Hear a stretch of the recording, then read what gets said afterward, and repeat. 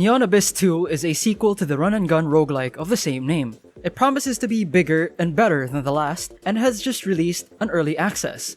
It's added more weapons, more hatchmon, a new faith system, and even 4-person multiplayer.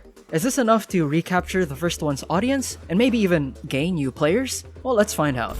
Players take on the role of a member of the Grim Squad, a task force assembled by the Greek god Hades. Their mission is to descend into the chaotic and ever-evolving abyss to confront and defeat the new gods. These new gods are often satirical representations of modern-day concepts, such as the god of fast food or the god of screens. While the initial setup provides a reason for the relentless descent and combat, the story primarily serves as a backdrop to the endless cycles of runs, item discoveries, and increasingly absurd synergies. It's bare bones and kind of hard to understand at this point, however I'm sure there'll be more story in the full version. But for now, that's as far as this early access is giving us.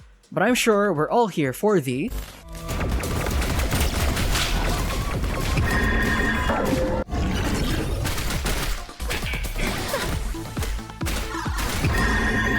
We'll say it right off the bat. The game is a joy to play, and I can definitely see myself playing this for hours on end. The gameplay is pretty fluid, controls feel good and intuitive, and if they don't suit you, keybinds are easily customizable. The name of the game is Variety. The game keeps things fresh, with all the RNG and gameplay variations it throws our way.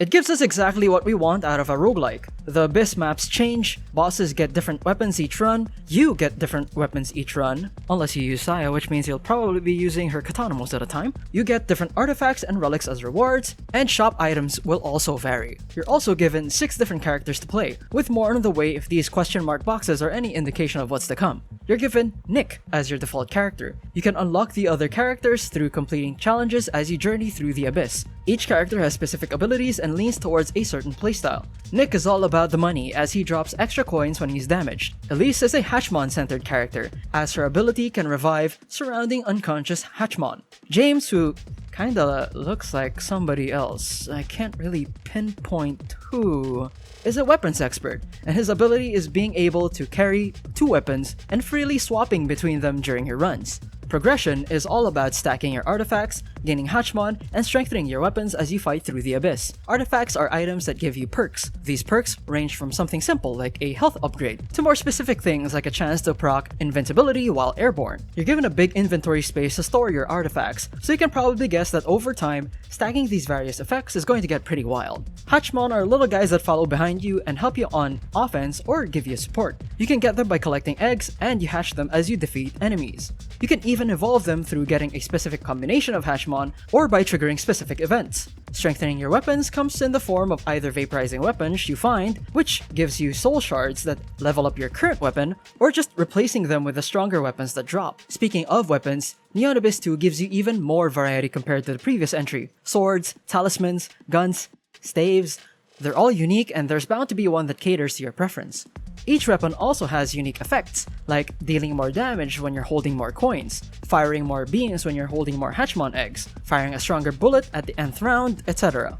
Neon Abyss 2 also introduces the Faith system, which gives you a random mask to pick up at the start of your run. Doing a specific thing in your run fills up a gauge, and when that gauge is filled, it will give you access to a special room. What the specific thing is and what the room is depends on the mask. For example, one mask will fill up the gauge whenever you interact with a gambling machine, and once full, it will give you special access to a gambling room. It adds another layer to consider when you're going about your Abyss runs. Despite saying that multiplayer is unstable on the menu, our experience with multiplayer was pretty smooth. I like that you are able to explore different rooms without being together in the same area, which can cut down exploration time by a huge chunk if you and your duo or team are into speedrunning and doing things efficiently. Certain rooms like the survival challenge rooms and the final boss areas do require all players to be present when unlocking, but everything else is free game. While the gameplay is fun and there's a lot to discover, the rest of the game still feels unfinished or unpolished in a way. Again, given that this is an early access title, there's a lot of room for improvement over the next year, as projected by the dev team. For starters, game mechanics aren't exactly described as well as they should, even at the tutorial start. Veterans from the first game may be familiar with some mechanics, but for complete newbies it may be a bit confusing.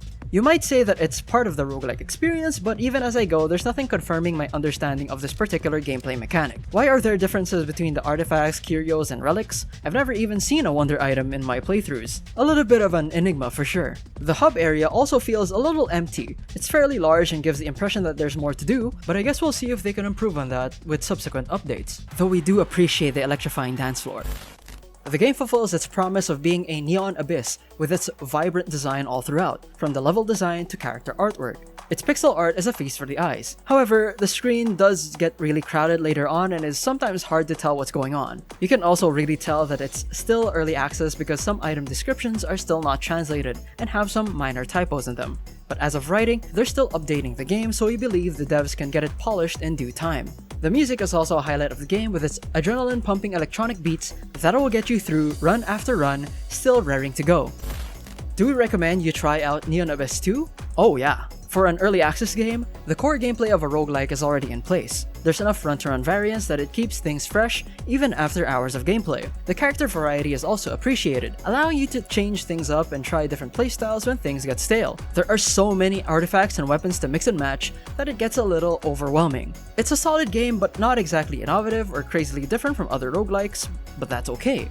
After all, sometimes you just need to scratch that itch with a decent game, which this action-packed cyber-myth roguelike gives. What about you? Have you played Neon Abyss 2 yet? Did you play the first one? What did you think of the changes in 2? Tell us all about it in the comments below. Like if you like, subscribe for more video game reviews and video game related content. This has been Game 8, and we'll see you next time.